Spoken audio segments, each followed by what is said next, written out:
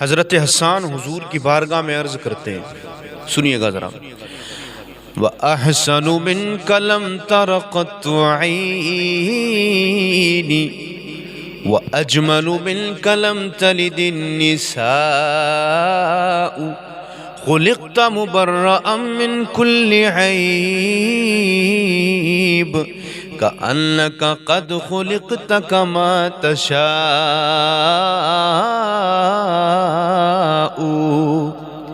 کیا فرما رہے ہیں، کیا عرض کر رہے ہیں حضور کی بارگاہ میں حضرت حسان؟ یا رسول اللہ، وَأَحْسَنُ مِنْكَ لَمْ تَرَ قَطُّ عَيْنِي، یا رسول اللہ، اللہ تبارک و تعالیٰ نے آپ کو ایسا حسین و جمیل بنایا، ایسا خوبصورت بنایا کہ آپ سے زیادہ حسین و جمیل میری آنکھوں نے کسی کو دیکھا ہی نہیں ہے۔ اور آگے عرض کرتے ہیں، یا رسول اللہ، وَأَجْمَلُ مِنْكَ لَمْ تَلِدِ النِّسَاءُ، یا رسول اللہ، اللہ تبارک و تعالیٰ نے آپ کو ایسا حسین و جمیل بنایا، ایسا خوبصورت بنایا کہ آپ سے زیادہ حسین و جمیل کوئی پیدا ہی نہیں ہوا ہے۔ اور عرض کرتے ہیں، یا رسول اللہ، خلقت مبرأ من کل عیب، یا رسول اللہ، اللہ تعالیٰ نے آپ کو ایسا حسین و جمیل بنایا، ایسا خوبصورت بنایا کہ اللہ تعالیٰ نے آپ کو ہر عیب سے پاک پیدا فرمایا ہے۔ کأنک قد خلقت کما تشاء،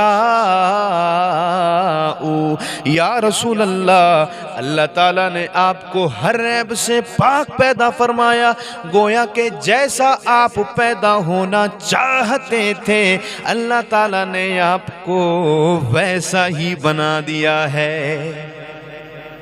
تو پھر ہم کیوں نہ کہیں کہ سب سے اعلیٰ ہمارا نبی، سب سے بالا ہمارا نبی، اپنے مولا کا پیارا ہمارا نبی، دونوں عالم کا دولہا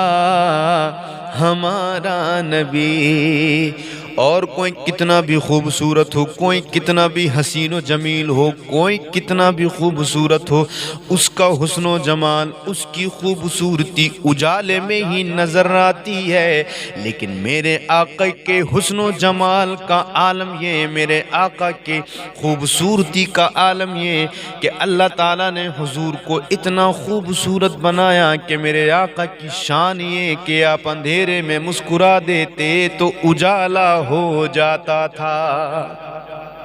کسی نے کیا خوب کہا کہ زلف کو رخ سے ہٹا دو تو قمر شرمائے،